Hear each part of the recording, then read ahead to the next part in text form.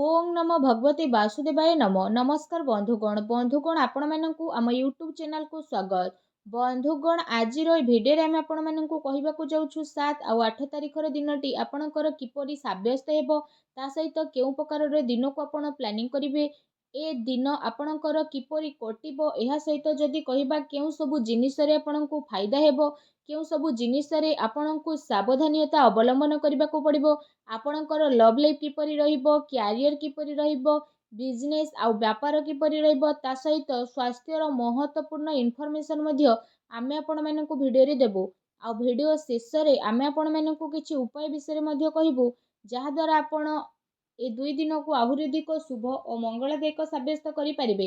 आगो को वीडियो आरंभ करबा पूर्व आमर आपनकु रिक्वेस्ट कि जदि आपण आमर ए चैनल रे नुआ करि आछन्ते तो चैनल को सब्सक्राइब करंतु सांगर नोटिफिकेशन बेल को मध्य ऑन करंतु जहा द्वारा समय समय रे आमर नुआ नुआ वीडियो रो नोटिफिकेशन आपनकु मिलि जिवो। तो आसंतु जानिबा किपरि रहिबो आपणको पई विशेष रूप रे जदि हमें कहिबा 7 और 8 तारिखर दिन सबुठारु प्रथमे कहिबा कि ए 2 दिन रे आपणको पई पॉजिटिव रहिबा पई जाउछि। जदि हमें आपण माननकु कहिबो कि फ्रेंड्स ए 2 दिन रे आपणको भित्तीय स्थिति रे काफी सुधारता आसीबो किछि नुआ स्टार्टिंग करिबा पई ए दिनर टाइम आपणको पई बहुत ही अनुकूल भरा रहिबो आपणकर परिश्रम एवं प्रयासर सार्थक परिणाम ए 2 दिन रे आपणको सामना को आसीबो। विवाह योग्य लोकंको पई कोनोसी भलो संपर्क आसी मध्य पारे आ घरे आपणकर कथावार्ता मध्य आरंभ होई पारे ता सहित समाज एवं संपर्कीयंकरे आपणकर प्रभावशाली व्यक्तित्व सरल स्वभाव कारणर विशेष रूप रे आपणकर मान प्रतिष्ठा बनिकी रहिबो। समय किछि मिलाजुला प्रभाव मध्य आपणको पई नै करी आसुछि किंतु ताकू आपण बहुत भलो बनैबार अति आवश्यक रहिछि।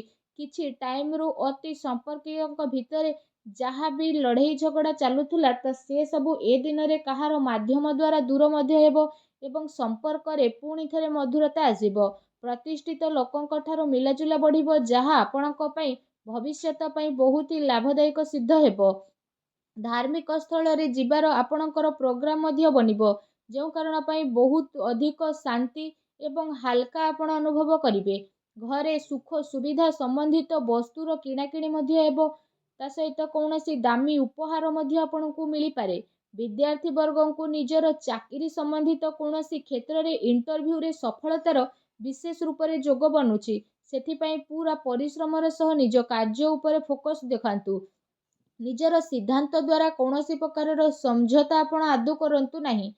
प्रभावशाली एवं प्रतिभावान व्यक्तिंक सहित अधिक टाइम व्यतीत करंतु एहा द्वारा आपणकर आत्मबल एवं आत्मविश्वास रे वृद्धि हेबो तथा नकारात्मक विचार मध्य आपणकर दूर हेबो। भाग्य ठारू अधिक आपण आपणकर कर्म उपरे विश्वास रखंतु दिन आपणक पई बहुत ही भलो रहिबो। ता सहित आसंतु जानिबा ए दिन रे आपणक पई कोन नेगेटिव रहिबो। फ्रेंड्स कौनसी पारिवारिक कथावार्ता को नहीं भाई भौणी भितर लड़ाई झगड़ा होई पारे। घरर वृद्ध लोकंकर कथा द्वारा आपणक संबंध को खराब हेबा ठारू बंचेकी रखंतु। विद्यार्थी वर्ग माने आपणकु नुकसान मध्य पारंती सेति पई सावधान रहंतु। घरर कौनसी वृद्ध लोकंकर स्वास्थ्य को नहीं मध्य आपणकर चिंता रहिबो डॉक्टरଙ୍କ पाखकु मध्य आपणकु जीवाकू पड़ी पारे। एहा सहित आपणको आपणकर स्वभाव रे इगो को खत्म करबा पई पड़िबो जहा द्वारा प्रॉब्लम सब शीघ्र ही सुधुरी जीवो। हेति पई कोनोसी भी योजना उपरे कार्य करिबा पूर्वरु ता उपरे बहुत भलो भाबरे आपण विचार अवश्य करंतु। कौनसी दुखद समाचार मिलिबा कारणरु किछि टाइम पई मनरे उदासी एवं नकारात्मक विचार मध्य आपणकर आसी पारे किंतु आपण शीघ्र ही से सबुरु बाहरिबे आगोकू। विद्यार्थी वर्ग पाठ पढ़ा अपेक्षा फालतू भूल बोझमणा रे अधिक ध्यान केंद्रित करिवे। निजर महत्वपूर्ण कागज कारबाई को बहुत ही अधिक संभाळिकी रखिबे काहेकि ना जदि से सबु हजे जीव मिलिबा बहुत कष्टकर हेबो। घरर छोट मोट कथारे अकारण रे चिंता उत्पन्न हेबो सेथि पई अधिक क्रोध करिबा ठारू दूरी रुहंतु। सामाजिक गतिविधि रे अधिक ध्यान न देकी किछि अति संपर्कित लोक माने आपणको ऊपर नाराज होई पारंती तो से सब ऊपर ध्यान न देकी आपण निजर कर्म ऊपर ध्यान दियंतु। घरर वरिष्ठ लोकंकर मान सम्मान अवश्य बनिकी रखंतु। आसंतु जानिबा ए दिन रे आपणकर लव लाइफ किपरि रहिबो। जीवन साथींकर भावनार आपण सम्मान करंतु एहा द्वारा संबंध आहुरी अधिक मजबूत रहिबो।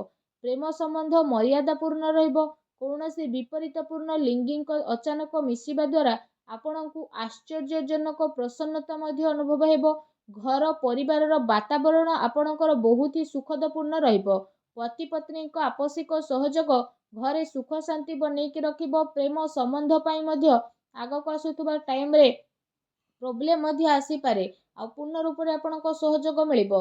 ଜୀବନସାଥୀଙ୍କର ଆପଣଙ୍କୁ ଆପଣଙ୍କ କାର୍ଯ୍ୟରେ ପୂର୍ଣ୍ଣ ରୂପରେ ସହଯୋଗ ପ୍ରାପ୍ତ ହେବ ତଥା ଘରେ ସକାରାତ୍ମକ ବାତାବରଣ ମଧ୍ୟ ଦେଖିବାକୁ ମିଳିବ। ଏହା ସହିତ ଯଦି କହିବା ନିଜର ବ୍ୟସ୍ତତା ଦ୍ୱାରା କିଛି ଟାଇମିଂ ଆପଣ ଆପଣଙ୍କର ପରିବାରର ଲୋକଙ୍କ ସହ ବାହାର କରିବେ। ଏହା ଦ୍ୱାରା ପରିବାରରେ ବିଶେଷ ରୂପରେ ଆପଣଙ୍କର ରେସ୍ପେକ୍ଟ ଆହୁରି ଅଧିକ ବଢ଼ିଯିବ। ଆସନ୍ତୁ ଜାଣିବା ଏ ଦିନରେ ଆପଣଙ୍କର ବ୍ୟବସାୟ କ୍ୟାରିୟର କିପରି ରହିବ। ବ୍ୟବସାୟରେ ଏବେ ବର୍ତ୍ତମାନ ପରିସ୍ଥିତିର ପ୍ରଭାବ ଆପଣଙ୍କର ବନୁଛି। ଧନ ସମ୍ବନ୍ଧିତ ଲେଣଦେଣରେ ମଧ୍ୟ ବହୁତ ଅଧିକ ଆପଣ ସାବଧାନତା ରଖନ୍ତୁ, କାରଣ ଧୋକା ହେବାର ସମ୍ଭାବନା ମଧ୍ୟ ବନୁଛି। ଚାକିରି ପେଶା ବ୍ୟକ୍ତିଙ୍କର ଅଫିସର ମାହୋଲ ବହୁତ ହିଁ ଶାନ୍ତିପୂର୍ଣ୍ଣ ବନିକି ରହିବ। କାର୍ଯ୍ୟକ୍ଷେତ୍ରରେ ଯଦି କୌଣସି ବି ପ୍ରକାରର ନିବେଶ କରିବା ପାଇଁ ଆପଣ ଚାହୁଁଛନ୍ତି ତ ସେ ସବୁ କାର୍ଯ୍ୟକୁ ଆପଣ ବହୁତ ହି ଗମ୍ଭୀରତାର ସହିତ ବୁଝି ନେବେ। ଏହା ଦ୍ୱାରା ଆପଣଙ୍କୁ ବହୁତ ହି ଭଲ ରେଜଲ୍ଟ ବିଶେଷ ରୂପରେ ପ୍ରାପ୍ତ ହେବ। ଦିନ ଆପଣଙ୍କ ପାଇଁ ବହୁତ ହି ଭଲ ରହିବ। ଚାକିରିରେ ନୂଆ ସମ୍ଭାବନା ମିଳିବାର ବହୁତ ହି ଭଲ ଯୋଗ ବନୁଛି। ଏହା ସହିତ କାର୍ଯ୍ୟକ୍ଷେତ୍ରରେ ଯଦି କହିବା ଅନ୍ୟର ହସ୍ତକ୍ଷେପ ଦ୍ୱାରା କର୍ମଚାରୀଙ୍କ ଭିତରେ ମତଭେଦ ଉତ୍ପନ୍ନ ହୋଇପାରେ। ସେଥିପାଇଁ ଆପଣ ନିଜର ନିର୍ଣ୍ଣୟକୁ ପ୍ରାଥମିକତା ଦିଅନ୍ତୁ ତଥା ବ୍ୟବସାୟିକ ଗତିବିଧି ଉପରେ ଆପଣ ନିଜର କଡ଼ା ନଜର ରଖନ୍ତୁ। ଏହା ସହ ଚାକିରି ପେଶା ବ୍ୟକ୍ତି ମଧ୍ୟ ଅଫିସରେ ପଲିଟିକ୍ସର ଶିକାର ମଧ୍ୟ ହୋଇପାରନ୍ତି, ତେଣୁ ଆପଣ ଟିକେ ସାବଧାନ ରୁହନ୍ତୁ। ତା ସହିତ ଯଦି କହିବା ଏ ଦିନରେ ଆପଣ କୌଣସି ବି କାରଣରୁ କାର୍ଯ୍ୟକ୍ଷେତ୍ରରେ ଅଧିକ ଟାଇମ ଦେଇପାରିବେ ନାହିଁ, କିନ୍ତୁ ସେ ସବୁରୁ ବାହାରିକି କର୍ମଚାରୀଙ୍କୁ ଆପଣ ଉଚିତ ସପୋର୍ଟ ମିଳିବ। ଚାକିରି ପେଶା ବ୍ୟକ୍ତିବିଶେଷଙ୍କୁ ନିଜର କିଛି ଉଚ୍ଚ ଅଧିକାରୀଙ୍କର ପୂର୍ଣ୍ଣ ରୂପରେ ସହଯୋଗ ପ୍ରାପ୍ତ ହେବ। ବ୍ୟବସାୟିକ କ୍ଷେତ୍ରରେ ଆପଣଙ୍କର କାର୍ଯ୍ୟକ୍ଷମତାରେ ଆପଣଙ୍କୁ କାମୟାବୀ ମିଳିବ। ସଫଳତା ମଧ୍ୟ ଆପଣଙ୍କୁ ପ୍ରାପ୍ତ ହେବ। ସେଥିପାଇଁ ପ୍ରତ୍ୟେକ କାର୍ଯ୍ୟକୁ ଆପଣ ବହୁତ ହି ଗମ୍ଭୀରତାର ସହ ଭାବନ୍ତୁ। ଚାକିରି ପେଶା ବ୍ୟକ୍ତିବିଶେଷଙ୍କୁ ତାଙ୍କର କାର୍ଯ୍ୟକ୍ଷମତା ପାଇଁ ପ୍ରୋତ୍ସାହନ ପ୍ରାପ୍ତ ହେବ, ଯେଉଁ କାରଣ ପାଇଁ ତାଙ୍କର ମନ ବହୁତ ହି ପ୍ରସନ୍ନ ରହିବ। ଆସନ୍ତୁ ଜାଣିବା ଏ ଦିନରେ ଆପଣଙ୍କର ସ୍ୱାସ୍ଥ୍ୟ କିପରି ରହିବ। ଯଦି କହିବା ଏ ଦିନରେ ଆପଣଙ୍କ ସ୍ୱାସ୍ଥ୍ୟ ବହୁତ ହି ଉତ୍ତମ ରହିବ ତଥା ଆପଣ ଊର୍ଜାରେ ଭରପୁର ରହିବେ। ଏ ଦିନ ଆପଣ ନିଜେ ନିଜକୁ କାଫି ତନ୍ଦୁରୁସ୍ତ ଓ ଚିନ୍ତାମୁକ୍ତ ମଧ୍ୟ ଅନୁଭବ କରିବେ। ତା ସହିତ ଏ ଦିନର ଟାଇମ ଆପଣଙ୍କ ସ୍ୱାସ୍ଥ୍ୟ ଦୃଷ୍ଟିରୁ ବହୁତ ହି ଭଲ ସମୟ ରହିବାକୁ ଯାଉଛି। ଏହା ସହିତ ନିଜ ସ୍ୱାସ୍ଥ୍ୟକୁ ଆହୁରି ଅଧିକ ଭଲ ରଖିବା ପାଇଁ ଆପଣ ପ୍ରତ୍ୟେକ ଦିନ ଯୋଗ କରନ୍ତୁ, ବ୍ୟାୟାମ କରନ୍ତୁ ଏବଂ ସୁସ୍ଥ ରୁହନ୍ତୁ। ଆସନ୍ତୁ ଜାଣିବା ଏ ଦିନରେ ଆପଣଙ୍କ ପାଇଁ କ'ଣ ବିଶେଷ ଉପାୟ ରହିଛି। ଏ ଦିନରେ ଆପଣ ସ୍ନାନ ଆଦି ବିଶେଷ ଭାବରେ କରିସାରିବା ପରେ 7ଟି କନ୍ୟାଙ୍କୁ ଘରକୁ ଡାକିକି ପ୍ରସାଦ ସ୍ୱରୂପ ବିଶେଷ ରୂପରେ ତାଙ୍କୁ କ୍ଷୀରି ଖୁଆନ୍ତୁ ତଥା ତାଙ୍କୁ ଦକ୍ଷିଣାରେ ବିଶେଷ ରୂପରେ କିଛି ଏପରି ହଳଦିଆ ରଙ୍ଗର ବସ୍ତ୍ର ଦେଇକି ବିଦା କରନ୍ତୁ। ଏପରି କରିବା ଦ୍ୱାରା ହିଁ ମା ଲକ୍ଷ୍ମୀ ବହୁତ ଶୀଘ୍ର ପ୍ରସନ୍ନ ହେବେ ଏବଂ ଆପଣଙ୍କର ସମସ୍ତ କଷ୍ଟକୁ ଦୂର କରିବେ। ଯାହା ବି ଆପଣଙ୍କ ଜୀବନରେ ପ୍ରୋବ୍ଲେମ ଚାଲୁଥିଲା ସବୁ ପ୍ରୋବ୍ଲେମକୁ ଅନ୍ତ କରିବେ, ଆଉ ଆପଣଙ୍କୁ ଶୀଘ୍ର ହିଁ ଶୁଭ ଫଳର ପ୍ରାପ୍ତି କରିବେ। ଆଉ ଆପଣଙ୍କର ସବୁ କାର୍ଯ୍ୟ ମା ଲକ୍ଷ୍ମୀଙ୍କ ଆଶୀର୍ବାଦରୁ ବହୁତ ହି ଆସାନୀରେ ମଧ୍ୟ ବନିଯିବ। ମା ଲକ୍ଷ୍ମୀଙ୍କ ଆଶୀର୍ବାଦ ଆପଣଙ୍କୁ ପ୍ରାପ୍ତ ହେଉ। ସଚ୍ଚା ଦିଲରେ କମେଣ୍ଟ ବକ୍ସରେ ଜୟ ମା ଲକ୍ଷ୍ମୀ ଅବଶ୍ୟ ଲେଖନ୍ତୁ ଏବଂ ଭିଡ଼ିଓକୁ ଲାଇକ୍ କରିବା ପାଇଁ ଆଦୌ ବି ଭୁଲନ୍ତୁ ନାହିଁ। ଧନ୍ୟବାଦ।